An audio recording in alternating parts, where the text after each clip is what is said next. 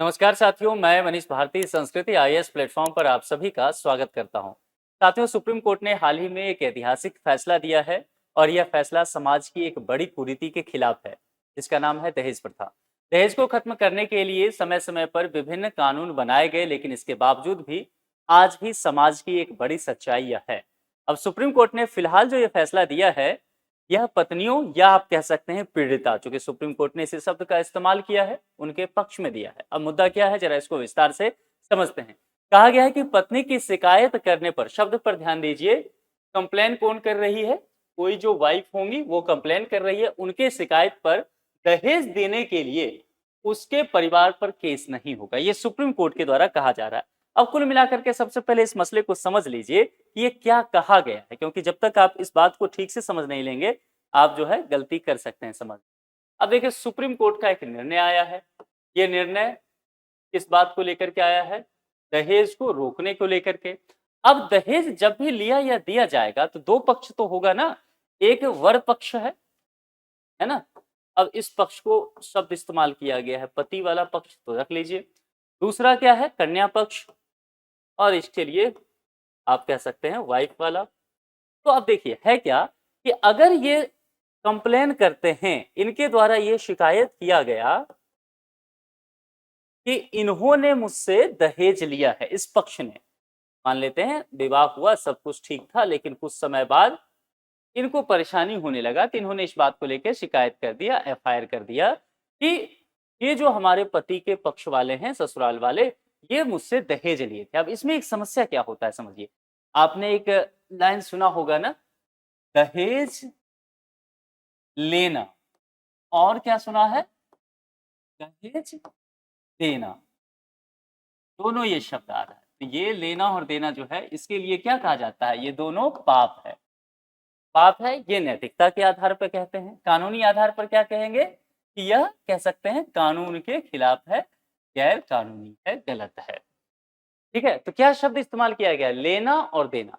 तो जब ये महिला यहाँ पर कंप्लेन कर रही है कि मेरे ससुराल वाले ने मुझसे दहेज लिया, या उसके लिए मुझे प्रताड़ित कर रहे हैं कि और दहेज लेकर के क्यों नहीं आई, तो इस महिला को एक डर है ना कि यहाँ पर जब हम इसकी शिकायत करेंगे तो इस पर एफआईआर तो हो जाएगा, क्योंकि इसने दहेज लिया है और परेशान कर रहा है, चाहे वो डोमेस्टिक वायलेंस हो या अब्यूजिंग करना हो, तो ये तो एफआईआर हो जाएगा। लेकिन इनको ये डर है कि एफआईआर मुझ पे भी हो सकता है। क्यों? क्योंकि दहेज देना भी गैर कानूनी है।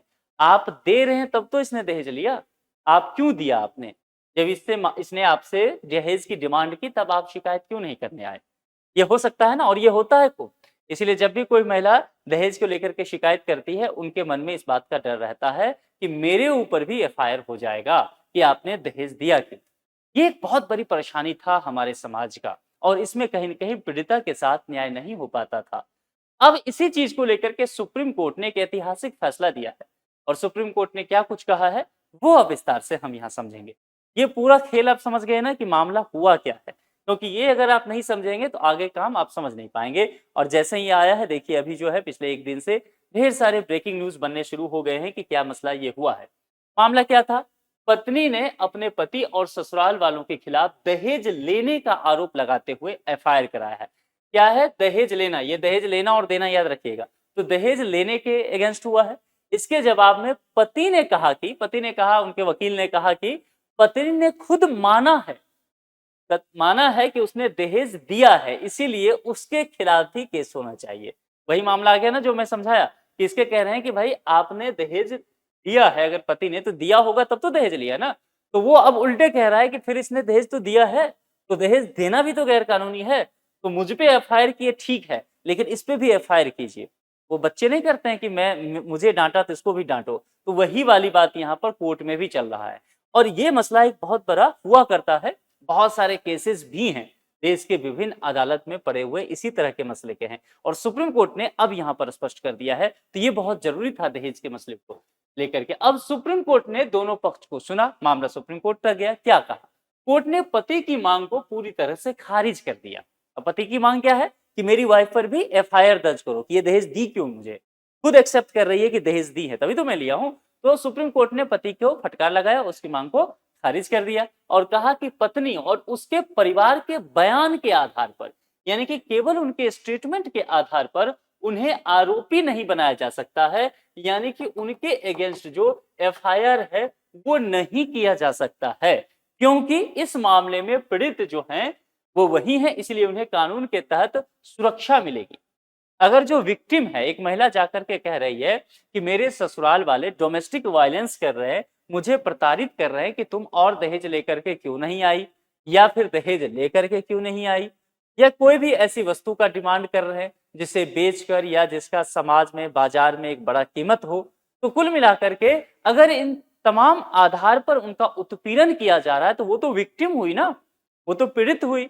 और विक्टिम अगर कंप्लेन करने गया है पुलिस स्टेशन और विक्टिम के खिलाफ भी एफआईआर आप कर दीजिए, तो क्या आप सोचिए कभी भी दहेज प्रथा जैसी कुरीतियां समाप्त हो सकता है? क्या इस हिसाब से पीड़ित को न्याय मिल पाएगा? क्योंकि देखिए हमारा जो अभी नया जो कानून आया है ना, संहिता क्या है, बीएनएस है ना, भारतीय न्याय संहिता। पहले क्या होता था, आईपीसी, इंडियन पीनल कोड। तो यहाँ पर ये जो है ना, ये दंड के संदर्भ में किया जाता था, और ये क्या है, न्याय के संदर्भ में बात की जाती है। ये दंड क्या, दंड ये कि जिसने गलती की है, जो दोषी है उसको क्या करो, सजा दो। तो दोषी को तो सजा दे दिया आपने, आईपीसी यही कहता था, अंग्रेजों के जमाने का कानून है। लेकिन सरकार ने कहा कि नहीं भैया, मामला कोर्ट का, अदालतों का, जेल का केवल इतना तक नहीं होता है कि दोषी को सजा दे देना, है ना, जो पीड़िता है उसको न्याय भी तो दो, है ना। तो यहाँ पर अब अवधारणा कानून का बदला है कि दंड से मामला कहां तक आ गया, न्याय तक। यानी कि किसी व्यक्ति ने अगर दंड कोई गलती किया है तो उसको एहसास भी होना चाहिए इस चीज को लेकर के कि वह क्या गलती किया है, तो सजा तो मिलेगी लेकिन न्याय भी प्रॉपर मिलना चाहिए। ये बातें यहाँ पर कहा गया है, तो इस संदर्भ में भी आप सोच के देखिएगा, ये प्रतिस्थापित अब कानून हो गया है। अब देखिए इन तमाम चीजों को लेकर के कानून क्या कहता है, दहेज निषेध अधिनियम, इसका सेक्शन 7(3) के अगर अनुसार देखा जाए तो ये कहता है यदि कोई पीड़ित व्यक्ति दहेज की शिकायत करता है, अब पीड़ित व्यक्ति, जाहिर सी बात है इस पीड़ित में मान के ऐसा चला जाता है कि यह कौन होगा, कन्या पक्ष, है ना, क्योंकि महिलाएं हमारे समाज की वंचित वर्ग होगा। अब पीड़ित व्यक्ति में ये तो है नहीं ना कि पुरुष जाकर के, पति जाकर के कहे कि भैया मेरी पत्नी इसीलिए मुझे सताती है, परेशान करती है कि मैंने दहेज नहीं इसको दिया। ये उल्टा हो जाएगा, हमारे समाज में ऐसा लगभग चलन नहीं ही है। तो जाहिर सी बात है पीड़ित व्यक्ति के संदर्भ में आप कन्या पक्ष को ध्यान रखिएगा। तो ये दहेज की शिकायत करते हैं, तो इनके बयान के आधार पर उसे दहेज देने के लिए सजा नहीं दी जा सकती, ये बात सेक्शन 7(3) भी कहता है। यानी कि पीड़ित है तो आप उसी पर एफआईआर नहीं कर सकते। कब केस हो सकता है इसको भी समझना है। आखिर फिर क्यों कहा जाता, आप कहेंगे कि अगर ऐसा नहीं हो सकता, सुप्रीम कोर्ट ने भी स्पष्ट कर दिया, तो फिर ये क्यों कहते हैं कि दहेज लेना देना दोनों पाप है नैतिकता के आधार पे, और दहेज लेना देना दोनों गैर कानूनी है, फिर ऐसा क्यों कहा जा रहा है, समझिए। आखिर केस हो कब सकता है, अगर दहेज देने के अलग और ठोस सबूत हो, सिर्फ शिकायत नहीं, इसके ठोस सबूत मिल जाए, तब महिला या उसके परिवार पर यह केस चलाया जा सकता है ना, ये बात ये कानून भी कहता है। अब देखिए दहेज प्रताड़ना में उत्पीड़न के मामले किन आधार पर तय होते हैं, इस बात को आज समझ लीजिए कि क्या क्या आधार हो सकता है। कुछ आधार बताए गए हैं कानून में, जिसमें कहा गया है बहू से किसी तरह की गैर कानूनी डिमांड की जाए, है ना, गैर कानूनी डिमांड कुछ हो सकता है। देखिए अब चूंकि क्या है ना, ये पूरी तरह से एब्स्ट्रैक्ट है, कंक्रीट बात नहीं है। डिमांड में कुछ भी हो सकता है कि बाइक ले आओ, कार ले आओ, ज्वेलरी ले आओ, जमीन जायदाद दे दो, कुछ भी डिमांड हो सकता है ना। तो गैर कानूनी डिमांड के आधार पर यहाँ पर कहा गया हर समय दहेज में पैसे या महंगी कार वगैरह की मांग किया जाए तब भी, ठीक है। हमेशा दहेज ना लाने या दूसरों की अपेक्षा कम लाने की ताना मारना, है ना। अब दो बहुएं हैं तो सास कह रही है कि बड़ी वाली ने ज्यादा ज्वेलरी लाया था, तुमने कम लाया था। तो अगर ये स्थिति भी होता है तो इसको किस स्तर पर रखेंगे, सोच के देखिए, मानसिक उत्पीड़न, है ना, क्योंकि मेंटली टॉर्चर भी आप इस आधार पे नहीं कर सकते हैं। तो ये यहाँ पर ध्यान रखना। इसके अलावा प्रॉपर्टी या कोई ऐसी चीज जो मायके से लाने को कहा जाए और जिसे अगर बाजार में बेचा जाए तो अच्छा खासा पैसा कमाया जा सकता है, तो यह भी इसके आधार पर आ सकता है। इसके अलावा बहू का खाना पीना और बाहर निकलना पूरी तरह से अगर बंद कर देते हैं तो आप समझिए यहाँ पर तो आपने क्या किया, फंडामेंटल राइट्स का ही हनन कर दिया, है ना, स्वतंत्रता के अधिकार का हनन किया है आपने, तो इसके आधार पर भी होगा। और दहेज की मांग पूरी ना होने पर शादी ना करने या तलाक देने की धमकी देना। एंगेजमेंट हो गया हो और फिर कह रहे हैं कि भाई साहब ऐसा है कि 1 करोड़ तो दे ही दीजिए, अगर 1 करोड़ देंगे तभी बारात जाएगी। तो उस आधार पर भी इस बात की शिकायत की जा सकती है। और इसके अलावा ये भी अगर विवाह हो गया तो 1 करोड़ पहले दिए, लेकिन अब जो है नोएडा में लड़का एक फ्लैट खरीदेगा तो 2 करोड़ तो आप भी दीजिए, चूंकि आपकी बेटी भी रहेगी साथ में। तो ये भी अगर इस तरह का डिमांड है तब भी ये हो सकता है। मामला क्लियर हो रहा है।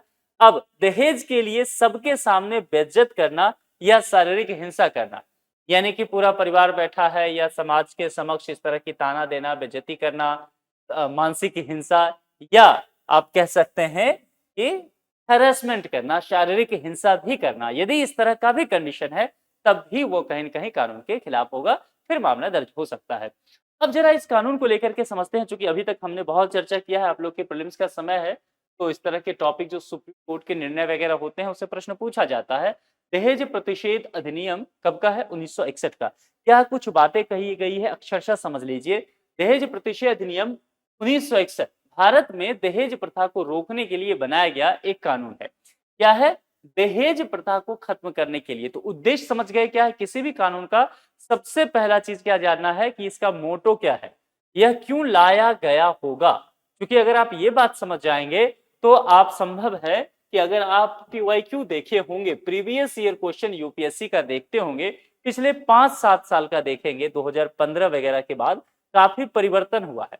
अगर कोई कानून पूछा जाता है पॉलिटी में या एनवायरमेंट में भी, चूंकि बहुत सारे लॉज बनते रहते हैं, तो मोटो जरूर पूछ लिया जाता है। एक चूंकि 2-3 स्टेटमेंट है यूपीएससी में, तो एक स्टेटमेंट दे दिया जाता है कि इस कानून लाने का उद्देश्य क्या था, तो ये पता होना चाहिए आपको। ठीक है, तो ये तो एकदम क्लियर कानून से लग रहा है। देखिए, दहेज प्रतिषेध तो जाहिर सी बात है दहेज प्रथा को रोकने के लिए ही होगा।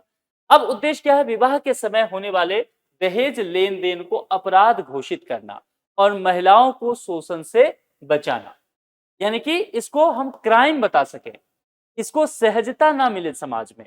ये जो भी व्यक्ति इस तरह की हरकत करे, ये बताएं कि ये क्राइम है और इस तरह का काम करने वाला क्रिमिनल समझा जाए। ठीक है, और महिलाओं का जो शोषण हो रहा है, हैरेसमेंट हो रहा है, उसको कैसे इससे रोका जा सकता है।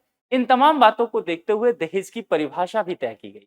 दहेज की परिभाषा कानून के अनुसार यह बताया गया है कि दहेज कोई भी संपत्ति, वस्तु या धन है जो जो निम्नलिखित चीजें पूरी करता हो। क्या? विवाह से पहले, भाई एंगेजमेंट हुआ है तो पहले ही डिमांड कर दिया कि इतने लाख रुपया दे दीजिए, फिर एंगेजमेंट होगा, फिर बीच में इतने लाख रुपया दे देना, फिर जो है विवाह हो जाएगा। यही चीज तो चल रहा है। विवाह के समय हो सकता है, पुरानी फिल्में आपने देखा है, बहुत सारी फिल्मों में ये चीज आता था। सामाजिक मुद्दों पर जब फिल्में बनती थी ना, तो ये आता था कि भाई आपने ये डिमांड किया था कि शादी के दिन तक 5 लाख रुपया बच गया है। उस समय का 5 लाख रुपया 80-90 का बहुत होता था उस दशक का। तो ये 5 लाख रुपया नहीं देंगे तो बारात वापस चली जाएगी। तो विवाह के समय इस तरह का स्थिति होना, और विवाह के बाद भी हो सकता है। विवाह के बाद एक शब्द आपने सुना होगा, गौना, यानी कि लड़की विवाह करके जाएगी अपने ससुराल, मायके छोड़ करके। अब तो क्या होता है कि उसी दिन हो जाता है, पहले ऐसा नहीं होता था, लड़कियां कुछ समय तक घर पे रहती। आज भी बहुत जगह आप देखेंगे, आप अगर बिहार में जो मिथिला है वहां जाएंगे, कुछ पहाड़ी इलाकों में जाएंगे, तो वहां बहुत जगह पर ऐसा होता है कि लड़कियां अभी विवाह के बाद 2-3 साल तक अपने घर रहती हैं, और उसके बाद गौना होता है और फिर वो अपने घर जाती हैं। या कई बार होता है 5-10 दिन में भी ऐसा हो जाता है। समय के साथ चीजें बदल भी रहा है, हमारी परंपराएं। तो विवाह के बाद ये कंडीशन रखा जाए कि भाई या तो आप इतने लाख रुपया दीजिए, तब आपकी बेटी का गौना करा के हम अपने घर ले जाएंगे। या अगर ले भी गए हो तब भी वहां पर उसको दबाव डाल रहे हैं कि देखो एक बिजनेस स्टार्टअप करना है तो 25 लाख रुपया अपने पिताजी से मांग करके ले आओ, अन्यथा जो है फिर हम यहाँ नहीं रखेंगे या तलाक दे देंगे। तो विवाह के बाद भी ये हो सकता है, विवाह के साथ भी हो सकता है और पहले भी हो सकता है। तो कानूनी रूप से परिभाषा में ये सारी चीजें जो है मेंशन किया गया है। अब यहाँ पर कहा गया किसी भी पक्ष, किसी भी पक्ष कहने का तात्पर्य है कि 2 पक्ष होगा, लड़के वाले का और लड़की वालों का। तो कोई भी पक्ष जो है उनके द्वारा या उनके परिवार की ओर से मांगा या दिया जाता है। अब यहाँ पर वो बात आ गया ना, लेन देन, इसलिए कहा गया है किसी भी पक्ष, दोनों पक्ष की बात यहाँ पर कर दी गई है।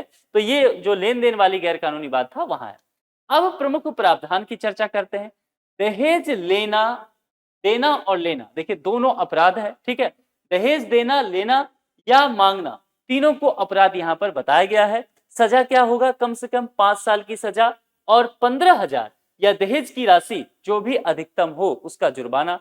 दहेज मांगना भी अपराध है, केवल मांग करना भी अपराध या क्राइम के तौर पर गिना जाएगा। आप देखे होंगे ना, बहुत सारे मीडिया वाले एक समय में स्ट्रिंग ऑपरेशन चलाए थे, जहां पर जाते थे, घटक बन के लोगों से बात करते थे, मोबाइल छुपा हुआ होता था और मांग के आधार पर ही एफआईआर दर्ज होती थी और बहुत सारे लोगों को इस रैकेट में पकड़ा गया था। तो चाहे दहेज मिला हो या ना मिला हो, आप ये नहीं कह सकते जी हमारे पास देखिए पैसा तो आया ही नहीं, आपने मांग किया था ना, तो मांग किया था तो उसको आप मानसिक प्रताड़ना के तौर पर देखा जा सकता है।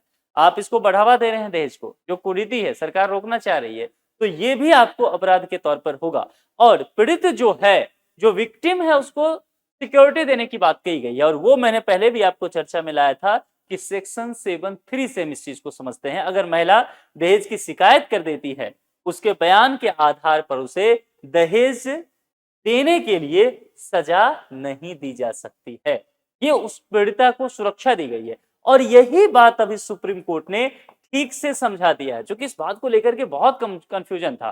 चीजें पहले से भी थी, लेकिन इतनी कंफ्यूजन था कि बहुत सारी महिलाओं पे ही एफआईआर हो गया।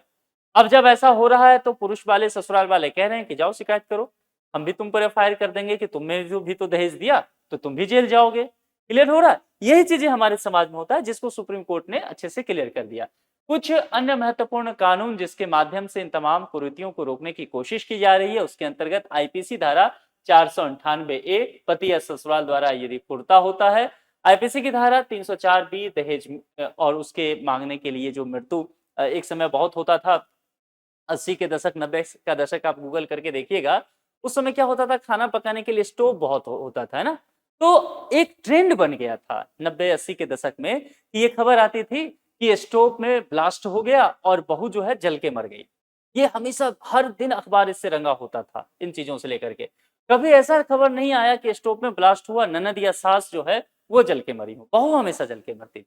तो कुल मिलाकर के इन तमाम चीजों को देखा गया। बाद में बहुत सारे सोशल साइंटिस्ट जो है इन सब चीजों पे जब गहन अध्ययन किए, सरकारों ने इन सब पे काम करना शुरू किया, बहुत सारे एनजीओ, सिविल सोसाइटीज बहुत एक्टिव हुए, तो ये समझ में आया कि दरअसल दहेज मांगने के लिए और दहेज ना मिला हो, उन तमाम चीजों से ये चाह रहे हैं कि बहू से छुटकारा पाया जाए। तो दरअसल दहेज, मृत्यु हुआ है दहेज की वजह से, बस स्टोव में ब्लास्ट के वजह से उसको एक्सीडेंट दिखा दिया जाए, वो एक्सीडेंट है नहीं, वो मर्डर है। तो कुल मिलाकर के इसको जो है एक तरह से आईपीसी में लाया गया। इसके अलावा घरेलू हिंसा अधिनियम 2005, हालांकि जब घरेलू ये हिंसा अधिनियम 2005 की जब बात करेंगे, डोमेस्टिक वायलेंस की, तो इसका एक बड़ा विस्तार देखने को मिलता है ना। लेकिन चूंकि यहाँ पर हम चर्चा कर रहे हैं दहेज को लेकर के, अब देखिए ये इस पे भी घरेलू हिंसा, इस पे भी तो होता है हमारे समाज में कि भाई बेटी हो रही है, बेटा क्यों नहीं हो रहा है, बेटा नहीं होगा तो उसमें भी प्रताड़ना हो रही है। तो कुल मिलाकर के फिलहाल हमारा जो मामला है वो दहेज का। आप लोग मुझे कमेंट करके बताएंगे कि महिलाओं को किन किन आधार पर घरेलू हिंसा का सामना करना पड़ सकता है। जैसे एक मैंने बेटा वाला एंगल बताया, ऐसे बहुत सारी चीजें हो सकता है। दहेज हत्या के मामले में यहाँ पर टॉप के कुछ स्टेट जो हैं उसको देखते हैं। जैसा मैंने स्टोव वाला घटना बताया ना, आजकल गैस सिलेंडर वाला वैसा होता है। तो दहेज हत्या के मामले में देश के टॉप 5 राज्य कौन कौन से हो सकते हैं। देखिए, अगर हम उत्तर प्रदेश की चर्चा करते हैं, उत्तर प्रदेश इस देश का सबसे बड़ा राज्य है, जनसंख्या भी अधिक है। उत्तर प्रदेश में दहेज के लिए 2138 महिलाओं की हत्या हुई है। ये सारे जो डेटा जो है ना, ध्यान रखिएगा, एनसीआरबी की रिपोर्ट है, ठीक है। तो ये ध्यान रखना है कि ये एक आधिकारिक रिपोर्ट है और एनसीआरबी रिपोर्ट कहने का तात्पर्य है कि अपना क्रेडिट इसके पास बहुत अच्छा है, यानी कि साख है इस रिपोर्ट की। बिहार की बात करेंगे तो 1057 महिलाओं की हत्या हुई है। मध्य प्रदेश की अगर चर्चा किया जाए तो दहेज के लिए 518 महिलाओं की हत्या हुई है। राजस्थान की चर्चा की जाए तो 451 महिलाओं की दहेज के लिए हत्या हुआ है। और चलिए ये सब स्टेट तो फिर भी मैं मानता हूं, उत्तर प्रदेश, बिहार, मध्य प्रदेश, राजस्थान, एक समय जो बीमारू स्टेट हम कहते थे ना, इस 4 राज्यों को कहते थे। यानी कि कुल मिलाकर के अर्थव्यवस्था के आधार पर, समाज के पिछड़ेपन के आधार पर बीमारू स्टेट कहा जाता था। हालांकि ये शब्द अपमानजनक था, धीरे धीरे इन सब चीजों का प्रयोग बंद कर दिया गया, ठीक है। और ये राज्य भी अब तरक्की करने लगे हैं। लेकिन सामाजिक आधार पर अगर आप समझने की कोशिश करें तो ये राज्य अभी भी पिछड़े हुए हैं, अभी भी इस तरह की हत्याएं यहाँ पर हो रही है। चलिए, आप तो कहेंगे कि सर यहाँ तो समझ में आता है, लेकिन दिल्ली का क्या करेंगे भाई साहब आप। दिल्ली देश की राजधानी है ना। पर कैपिटा इनकम में भी बहुत अच्छी कंडीशन दिल्ली का है। दिल्ली के सामाजिक आंकड़े भी देखेंगे तो बढ़िया है ना। इसके अलावा दिल्ली का अगर साक्षरता दर भी देखा जाए तो बेहतर है। तो सब कुछ जिस जगह का बेहतर है, फिर वो जगह बाकी राज्यों के जैसा ही हरकत क्यों कर रहा है। यहाँ पर भी है, दिल्ली में 131 महिलाओं की दहेज के लिए हत्या कर दी गई, और मैंने पहले ही कहा ये सब एनसीआरबी की रिपोर्ट के आधार पर है। तो कुल मिलाकर के देखा जाए तो आप ये ट्रेंड देखते हुए नजर आएंगे। एक चीज और समझने की कोशिश कीजिए, अगर ऐसे वगैरह लिखे, चूंकि टॉपिक बहुत अच्छा है, यूपीएससी ऐसे टॉपिक पर खूब ऐसे पूछा करते हैं, विभिन्न राज्य में भी आपको पूछा जाएगा पीसीएस में। तो आप जब ये ट्रेंड की एनालिसिस करें तो एक चीज आप समझ में आया आपको, ये तमाम राज्य किस जगह के हैं? भारत के उत्तरी राज्य हैं, उत्तर प्रदेश, बिहार, मध्य प्रदेश, राजस्थान, दिल्ली, ये सब उत्तर या उत्तर पश्चिम के। दक्षिणी राज्य आप इसको इसमें नहीं दिख रहा है आपको, क्या आपको तमिलनाडु दिख रहा है, केरलम दिख रहा है, तेलंगाना, आंध्र प्रदेश, कर्नाटक, पुडुचेरी, लक्षद्वीप, गोवा, ये नहीं दिख रहा। तो कुल मिलाकर देखिए एक ट्रेंड समझ में आता है कि समाज, कौन सा समाज बेहतर स्थिति में है, किस समाज की स्थिति जो है अब भी दयनीय बनी हुई है, महिलाओं के प्रति समाज की क्या सोच है, ये भी आप यहां से निकाल सकते हैं। तो कुल मिलाकर के ध्यान रखिएगा, एसे राइटिंग जब आप करेंगे तो आपके लिए सब चीजें बहुत फायदेमंद हो सकता है।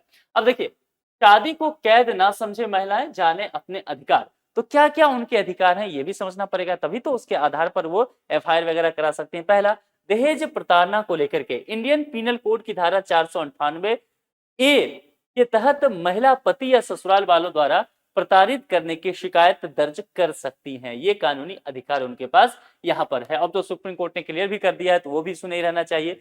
डोमेस्टिक वायलेंस, अब डोमेस्टिक वायलेंस निश्चित तौर पर पति और ससुराल पर हो सकता है, अगर महिला का मानसिक, शारीरिक या इमोशनल, सेक्सुअल या आर्थिक रूप से भी टॉर्चर किया जाए। शब्द पे ध्यान दीजिएगा आजकल, क्योंकि इन तमाम शब्दों के आधार पर एक चीज तय होता है अदालतों में, वो क्या है? तलाक। शादी हुआ है तो तलाक लेने के कुछ प्रावधान होते हैं, जिसके अंतर्गत यहाँ पर मानसिक उत्पीड़न भी शामिल है, शारीरिक उत्पीड़न भी शामिल है, इमोशनल भी शामिल है। इमोशनल कहने का क्या तात्पर्य है? इमोशनल कहने का तात्पर्य है कि मान लीजिए किसी महिला, कोई महिला प्रेग्नेंट हो गई और उसका पति उसको इमोशनली करके कहे कि नहीं एबॉर्शन करवा लो, क्योंकि अभी हम बच्चे की जिम्मेदारी उठाने के लिए सक्षम नहीं हुए हैं आर्थिक तौर पे, है ना। और वो संभव है वो बच्चा जो है वो बच्ची हो, मतलब डॉटर हो, तो बेटी को लेकर के एक अलग अप्रोच है। या मान लेते हैं लड़का भी हो, तब भी ऐसा हो सकता है। अब इन तमाम चीजों की वजह से वो लड़की नहीं तैयार है अबॉर्शन करवाने को लेकर के, उसके शरीर पर उसका बुरा प्रभाव पड़ सकता है, वो अपने बच्चे को पालना चाहती है, लेकिन एक इमोशनल करके ये काम करा लिया जाता है, और खूब हो रहा है देश के अस्पतालों में। तो इमोशनल एक उदाहरण मैंने दिया, और भी कई चीजें हो सकता है। सेक्सुअल निश्चित तौर पर समय के साथ ये बहुत ज्यादा एक चलन में आ गया है, और अब देखेंगे तलाक के जो तमाम तरह के केसेस जा रहे हैं, वो सेक्सुअली जो एब्यूजिंग के मामले हैं पति के द्वारा, ये ज्यादा अब मामला बढ़ रहा है। ठीक है, इसके अलावा आर्थिक भी हो सकता है। आर्थिक तो कहने का तात्पर्य हो गया कि आप सीधे सीधे दहेज से इसको जोड़ करके ज्यादा देख सकते हैं। तो महिला का यहाँ पर ये सब चीजें हो रहा हो, इसके आधार पर डोमेस्टिक वायलेंस हो रहा हो, तो इस सब चीजों के लिए डोमेस्टिक वायलेंस एक्ट 2005 है, इसके तहत आप शिकायत दर्ज करा सकती हैं, ये व्यवस्था। इसके अलावा प्रॉपर्टी में अधिकार को लेकर के भी बातें की गई है। इसमें कहा गया है कि साल 2005 में सक्सेशन एक्ट 1956 में क्या किया, अमेंडमेंट किया गया था, और इसके तहत मैरिड महिलाएं भी माता पिता की संपत्ति में हकदार होंगी। हमारे समाज में लंबे समय से चलता रहा ना कि बेटों को संपत्ति दे दो, बेटों के कंधे पर माता पिता की संपत्ति, और बेटियों के कंधे पर माता पिता की इज्जत प्रतिष्ठा, कि आप इसको धो और आप संपत्ति को धो, वारिश आप हो गए। यहाँ पर इसमें बदलाव किया गया 2005 में, और कहा गया कि नहीं, जो माता पिता की संपत्ति है ना, दरअसल उसमें भी बेटियों का उतना ही शेयर है, वो हकदार होगी। अबॉर्शन का अधिकार, इसको लेकर के अभी मैंने इमोशनल में आपको उदाहरण दिया था, यहाँ अलग से समझ लीजिए। मेडिकल टर्मिनेशन ऑफ प्रेगनेंसी संशोधन एक्ट 2021, इसके अनुसार क्या कहा गया कि गर्भवती महिला 24 हफ्ते तक अबॉर्ट करा सकती हैं। एक महत्वपूर्ण निर्णय है, एक बार मैंने इस पर बहुत डिटेल से चर्चा किया था, इसको ध्यान रखिएगा, ये आपका अधिकार है। तो कुल मिलाकर के इतने सारे महिलाओं के अधिकार हैं, इसके आधार पर वो शिकायत कर सकती है, अपने अधिकारों की मांग कर सकती है, और समाज में, परिवार में अपना सम्मानजनक स्थिति बना सकती है। दहेज प्रतिषेध अधिनियम के तहत दहेज लेने या देने पर न्यूनतम सजा क्या है? न्यूनतम सजा मतलब कम से कम सजा, जेल की बात यहाँ पर की गई है ना, वो क्या है, ये आप मुझे कमेंट बॉक्स में लिख करके बताएंगे। अंत में एक सूचना आपके लिए है, संस्कृति आईएएस के द्वारा सिविल सर्विसेज डे के अवसर पर 23 अप्रैल 2026 तक एक ऑफर दिया जा रहा है। आईएएस जीएस फाउंडेशन कोर्स, यहाँ फिर से बता दूं, फाउंडेशन कोर्स करने का तात्पर्य है प्रीलिम्स और मेंस, दोनों ही सेगमेंट पूरे शामिल किए जाएंगे, और ये बैच जो है 4 मई 2026 से शुरुआत हो रहा है। फ्लैट 60% तक ऑफ आपको दिया जा रहा है। यहाँ पर ऑफर के बाद केवल 48,000 फी होगा। कॉन्टैक्ट नंबर और संस्कृति आईएएस का वेबसाइट दिया गया है। टर्म एंड कंडीशन अप्लाई है, यानी कि समय के साथ आपको ये लेना पड़ेगा, तो समय कम है, तत्परता दिखाइए, ऑफर का लाभ लीजिए और फिर अपने मनचाहे कोर्स में आप नामांकन करा लीजिए और अपने लक्ष्य के तरफ, अपने सपने के तरफ समय रहते एक कदम आगे बढ़ा दीजिए। ठीक है, अब आप लोग मुझे कमेंट करके बताएंगे, खास करके जो महिलाएं मेरा ये लेक्चर देख रही हैं, आपको क्या लगता है कि वाकई हमारे समाज में दहेज आज भी एक बड़ी समस्या है? मैंने कुछ राज्यों का नाम लेकर के आपको बताया, जिसमें उत्तर प्रदेश, बिहार, मध्य प्रदेश, राजस्थान की चर्चा की, लेकिन मैंने दिल्ली भी बताया जो कि एनसीआरबी का रिपोर्ट कहता है। तो फिर आप बताइए कि क्या वाकई ये केवल ग्रामीण क्षेत्रों की स्थिति है या शहरी क्षेत्रों में भी यही चीज देखने को मिल रहा है? या आप ऐसे कह सकते हैं कि क्या पढ़े लिखे लोग ही दहेज प्रताड़ना कर रहे हैं या अनपढ़ लोग कर रहे हैं या कम जानकार लोग? तो कुल मिलाकर के आपके जो भी विचार हैं, तर्क के साथ कमेंट बॉक्स में लिख करके जरूर बताएं। आज के लिए इतना ही। जुड़ने के लिए आप सभी का बहुत बहुत शुक्रिया। Thank you so much.